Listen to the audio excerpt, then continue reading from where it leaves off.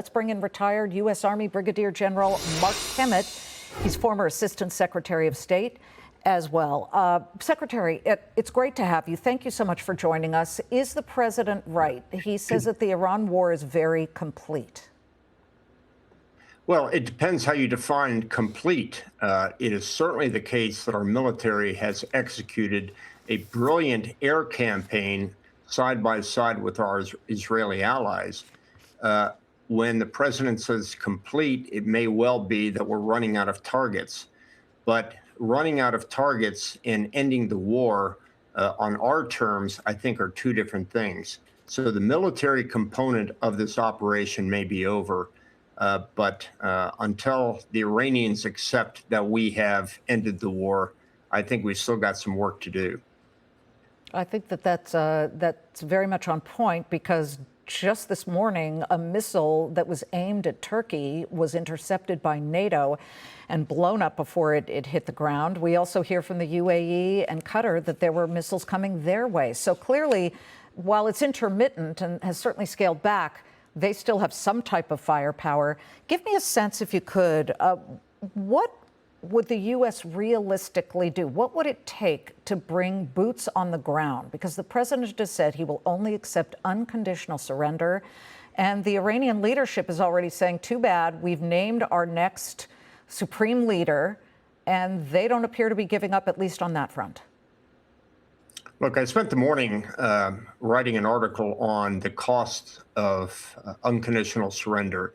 I think when we look at the price tag of that in terms of boots on the ground, costs, and a requirement to kind of look like what we did inside of Iraq, and accepting that that's one of the reasons that the president won this election, saying that we're not going to get into forever wars, I don't think a significant number of boots on the ground, other than the chance of an assault on Kharg Island, is in the offing. Does it surprise you? I mean, we're a business network. We are watching a huge swing from deep in the red in the markets right up to deep in the green. Right now, the Dow is up 198 after having been lower by 800 points earlier in the session. So clearly the market believes that this could very well be a great sign. Nothing wrong with that. But I think the issue of Kharg Island is something that is still very much grabbing some of the oxygen here. And keep in mind, too, people seem to think that Iran controls the Strait of Hormuz. It does not.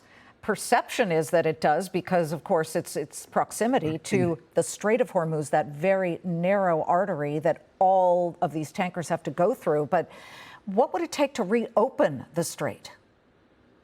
Well, first of all, I don't think it's going to close. We have had contingency plans for that for years and years. Look, let me offer a different way of looking at the end of the war.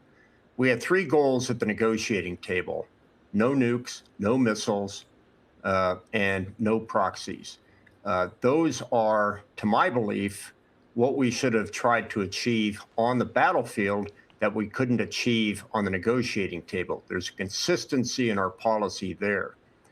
If we walk away from this now, when they still have a nuclear capability, they still have a significant number of ballistic missiles, and there's been no effect on the proxy networks, I don't think we have a strategic victory, and I don't see any reason for an occupation force. Well, let me push you on that, General. That feels like the necessity would be boots on the ground to make that happen, to ensure that Iran stops its campaign of terror and its campaign of being the complete mess it's that one piece of the world. Well, you could throw the Russians in there too, but that is always trying to ruin everybody's commerce.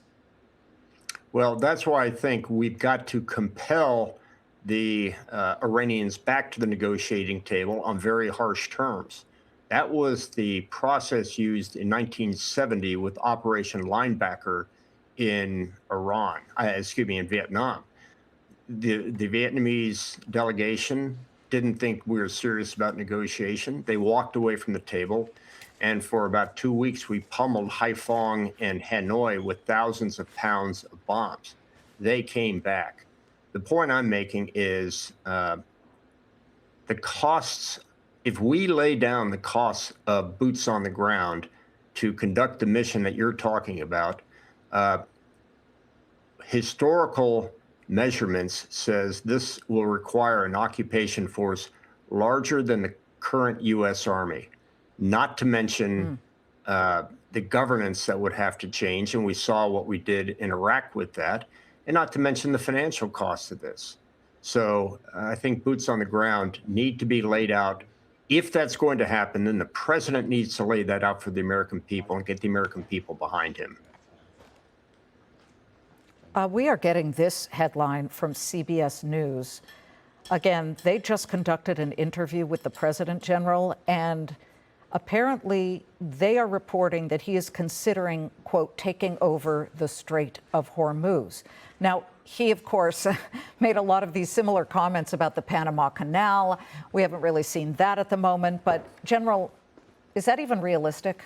Because this is in both Oman waters and Iranian waters. Very achievable. In Really? fact, we did this in 82 to 89 in the tanker war. The fact remains is they were unable to prevent either the Iraqis or the Iranians from were unable to prevent us from using the Straits of Hormuz. We've had contingency plans for this for years and years. We got to go, but do you think we should take control of the Strait of Hormuz? I think if we take a look at what happened in the Red Sea when the Houthis pretty much stopped traffic through there, and the cost of the Red Sea operations after October 7th, my view is I think we ought to do it if there's an attempt to close it. Wow. Okay. Strong position here. Thank you very much for joining us.